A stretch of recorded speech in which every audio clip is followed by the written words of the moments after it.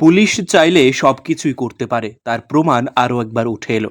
জানা যায়, গত 25শে সেপ্টেম্বর এনসিসি থানার অন্তর্গত খেজুরবাগান এলাকার আয়েশা খাতুন নামের এক মহিলার বাড়ি থেকে যাবতীয় স্বর্ণালংকার চুরি করে নিয়ে যায় চোরের দল।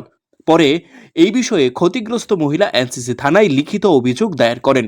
পুলিশ টানা 3 মাস পর দফায় দফায় অভিযান চালিয়ে চুরি যাওয়া স্বর্ণালংকারগুলি উদ্ধার করতে সক্ষম হয়।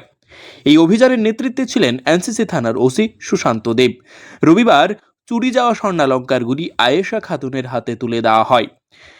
হারানো স্বর্ণালংকার পেয়ে পুলিশকে কৃতজ্ঞতাও জানান আয়েশা খাতুন। সাংবাদিকদের প্রতিক্রিয়া দিতে গিয়ে ওসি সুশান্ত দেব বলেন, এই চুরিকাণ্ডে 3 জনকে আটক করা হয়েছে, তাদেরকে আদালতেও পেশ করা হয়েছে। তাদের বাড়ি আগরতলায়। এই বিষয়ে তিনি কি বলছেন শোনাবো একবার। যে ওনার ঘর থেকে কে বা কাহারা স্বর্ণের জিনিস ওনার আলমারি থেকে চুরি করে নিয়ে গেছেন।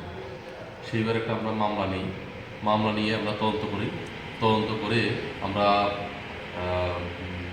টোটাল 5 জনকে অ্যারেস্ট করি এই কেসে, এবং গ্রেপ্তার করার পর ওদের হেফাজত থেকে আমরা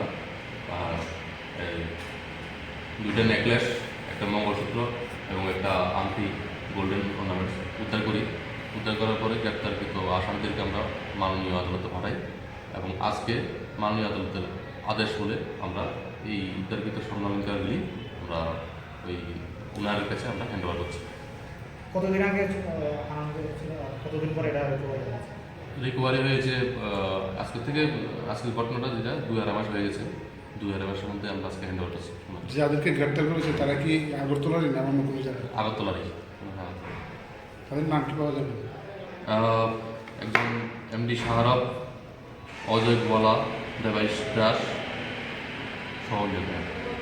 তাদের বাড়ি কি সব একই এলাকায়? না, একই এলাকা না, বিভিন্ন এলাকা।